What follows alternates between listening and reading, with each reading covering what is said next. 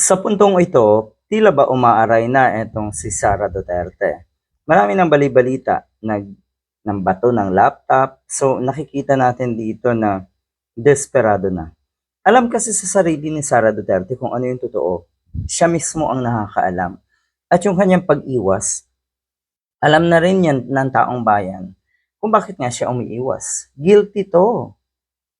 Kung ikaw ay nasa tamang katinoan pa, nasa tamang kaisipan pa, alam mo na guilty etong si Sara Duterte.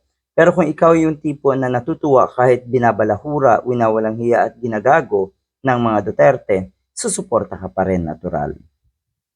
Damay na daw ang pamilya niya, huwag sana daw idamay ang kanyang pamilya, sabi ni Sara Duterte dahil ito daw ay napaka-unfair. Damay? Totoo, dapat idamay kasi nakinabang. Kasi sila yung mga nasa paligid mo na unang nakaalam kung ano yung mga kawalang hiyaan mo at tila ba nakinabang din. Tila ba natuwa rin. Kaya sa madaling salita, damay talaga. Damay talaga. Unfair. Totoong unfair ang buhay.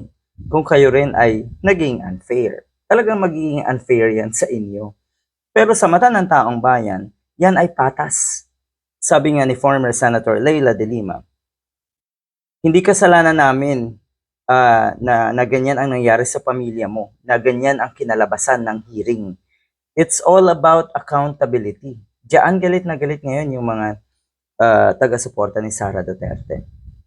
Nilulusob ngayon nila si former Senator Leila de Lima na akala nila ito ay paghihigante ni Senator Leila de Lima. Paghihigante? Talaga ba? Siguro mas magandang sabihin na exonerated etong si former Senator Leila de Lima.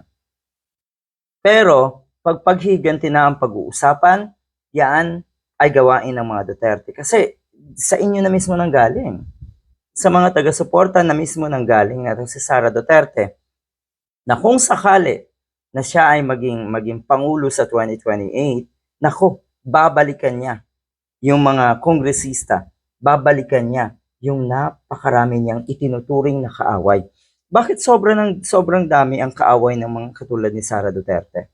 Kasi dumadami na ngayon yung mga taong gising na.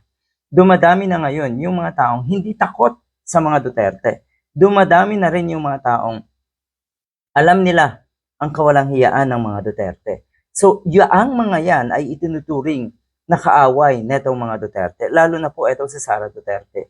Ganyan ba ang gusto niyo maging presidente?